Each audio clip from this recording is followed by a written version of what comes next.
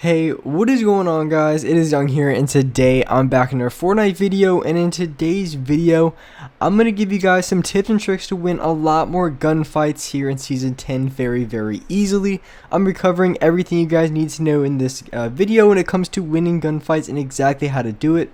And before we get into the video, I have a V-Buck giveaway. If you guys want a chance to win some free V-Bucks, all you guys have to do is to drop a like on the video. Make sure you guys subscribe to my channel and also subscribe to my second channel. The link for that will be in the description or the pinned comment. Turn on my post notifications and as well comment down below your Xbox gamer tag, your PSN gamer tag, or Epic account. And as well, if you guys would like to support me in the item shop, all you guys have to do is go over to the item shop, go down to support a creator, type in my code is Young Humor, and you guys will have me added and supported as a creator. I really do appreciate all you guys who do add me. And alright guys, let's go right to the video. Alright, so in this video, I wanted to be talking about how to win more gunfights very easily here in Season 10. I have some tips and tricks I can give you guys that can help you guys out a ton when it comes to doing just that. So, one of the biggest things I wanted to be talking about in this video that can really give you such a huge advantage against other players, and this is just something that can be picked up pretty easily, doesn't take a ton of time and a lot of practice to do, but will make the biggest difference in your game, I can guarantee it, when it comes to overall being able to win a lot more gunfights and also having the advantage every single fight. And that's just going to be having better situational awareness. I'm fully going to explain what that means. And that could just be anything at any location in Fortnite. And just for a quick example, exactly where I'm at in the middle, the number one thing you don't want to do in this area is jump. And that's exactly what happened to that player. He ended up dying. And then the player that I'm about to kill right after that guy. So this player right in front of me, but I do the exact same thing. He's in the air. I get an easy kill. So just being really aware and making sure, because I know the first instinct when you get shot from a different direction is to jump and then build. You try to protect your sides, but in a situation like that, in that area, you do not want to jump at all, because that's when you get screwed over the most, because if you can't connect your build, you're going to get lasered and you're going to have no chance of living, because you're not going to be able to build before you get shot for all of your HP. And just some other examples that can really help out a ton, because this is probably one of the number one things when it comes to being able to win gunfights, because it just gives you an advantage from the very start. So another example that you can use is, say you're going and you're in the middle of the map and there's like a hill to your left, and as you're running through, you normally wouldn't run through anyways unless you're running to the zone and you have to get there immediately. A lot of times, if it's in the middle of the map, then you're just like roaming around there trying to find other players. And instead of just roaming around at the bottom of the hill, instead you might as well be on top of that hill, or at least a decent amount up. And the reason being is, instead of just walking by and say you get shot from like the direction next to you, one thing that's going to happen is you're going to be on the same level as the other players. So maybe you box up, you have to get heal off or whatever the case may be. So the other player already does a little bit of damage to you, and they're going to have high ground right off the start. But instead, if you were already on the hill, and say in that case too, maybe if you do get shot from that player, even though you're on the hill, you're at least going to be able to get off a heal or two before the other player builds up, and you'll still have high ground. So you still have high ground in that situation, even though you would have lost a little bit of HP because you still got shot from a different direction. And in another case, maybe you are on top of the hill and you see another player that's on the ground, hasn't even seen you yet. You get a few shots off on them, do a little bit of damage, and you're still going to have the HP advantage because you did a little bit of damage to them, and on top of that, you're immediately going to have high ground at the very start. And that's just something that's just super beneficial. And just for the same type of example at the start of the game, I always recommend running around the sides of the houses, like around the edge. I never really recommend running into the middle ever.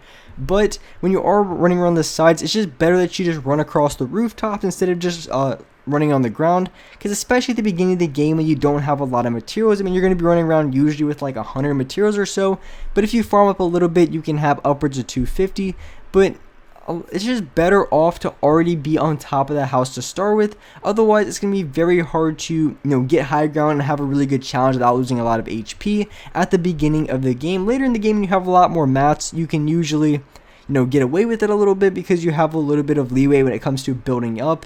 and also when it comes to extra heals, because by the end of the game, like here I have 4 minis, a big pot, and a couple campfires. So in that case, it won't be that big of a deal if I have to run away, get some heals off, or if I need to hold off the other player. I have plenty of mats to do so. But at the beginning of the game, it's just going to be so crucial that you run across the rooftop because even though you are running around the sides, if someone just happens to be on the house next to you on top of the rooftop, they're just going to have such an advantage on you, and if you don't even see them, they can hit you for easily 120 damage, and they already have high ground, they have more materials, and they have more health, and you have no chance of winning in that fight. So just being very aware of your situation and where you are on the map and kind of the best position to be can give you such a major advantage without actually having to take the time to get better aim, to get better at building, which I always recommend to get better at every aspect of the game. But one thing that I was talking about, the situational awareness, that's just something that you can get better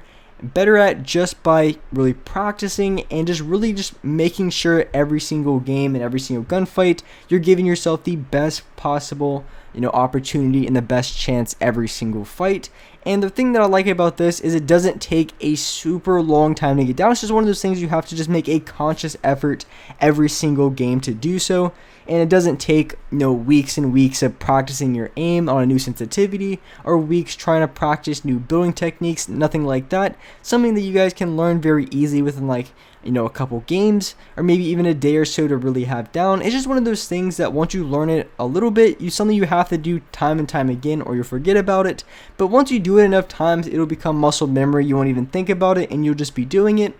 But until then, you really do have to think about it and really practice and go for it every single fight. But once you have it down, you're going to have it, down packed very, very well. And you're going to be set from there. You're going to be winning so many more gunfights and also win a lot more games. And another thing that you can do that can make you win a lot more gunfights is to think ahead about a few things. And just for an example, say, and you guys see in a minute, and I'll give you a pretty clear example. And a lot of times you can pick and choose your fights, especially if it's the middle of the game. You may be in between two different teams fighting, which was something that happened to me just after this gunfight. And one thing you can do is just pick and choose fights and to really think about it. And so right after this fight, I'm going to show you guys exactly what I did that really just gave me a better advantage. It's not something that's really like a make or break, but it is going to give you a significant advantage and help you guys win a lot more games. It's just one of those things that's really subtle and you wouldn't notice it unless it's pointed out to you. So here I got the kill on the other player, so there's about 6 people, so pretty much 5 other people left. So there's going to be a team down below in front of me, and there's also going to be a team a little bit behind me, a little bit further. So the next thing I looked at was the zone, and I noticed when it comes to kills, I always try to get the most amount of kills possible, even though sometimes it's a bad mistake. But I know there's 2 people fighting over here and 2 people fighting behind me, so at the end of the gunfight, I was only going to get 1 kill of either one anyways. But the reason why I went for this player, because I knew the zone was going to be coming in pretty soon, and say I got into a longer gunfight against the other player that was closer to the zone, then it would have been pretty difficult, especially the gunfight that I'm currently in. If this would have ended a little bit faster, then these players could have been spraying at me the whole time I was trying to run over, and it just would have been a complete mess. But since I challenged these players first instead of going for the players that were near the zone, it gave me an advantage to win a lot easier, because the people near the zone, even after they get the kill, they're not even going to be trying to focus on shooting at me. Their next focus is going to be trying to get to zone. So that just lays off a little bit of pressure on me, and even though I just killed the players over there, first I can then go and kill the players that came from the zone. So just picking and choosing your fights and choosing the fights that, and for me, I had a choice if I wanted to go challenge the people next to zone or challenge the people that were, in the zone, just in case the gunfight lasted a little bit longer than I wanted. I was not going to get screwed over by the zone or anything like that. So I went for the better option. I still end up killing both of the players. And so it just worked out way better for me that way. And just doing something like that is very, very subtle, something you wouldn't notice unless it was pointed out to you, but it really does make a huge impact if you do that game after game. Really pick the fights you want to go into and really pick the fight, because a lot of times, sometimes, you don't have a lot of choice when it comes to fights, but if you do have the choice, always go for the gunfight that's going to be a lot smarter. So maybe the gunfight that's going to be closer to zone, maybe it's just the gunfight that you see maybe the other player's a little bit weaker, or you just see you're going to have a way better advantage or high ground in that fight. Definitely go for that fight. It's going to make such a difference and make the gunfights a lot easier. And with that being said, that's wrap up for this video. If you guys enjoyed this video, if you guys liked it, make sure you guys do drop a like, subscribe to the channel if you haven't already, turn on my post notifications so you guys are notified for every single new video. And alright guys, I'll see you next video.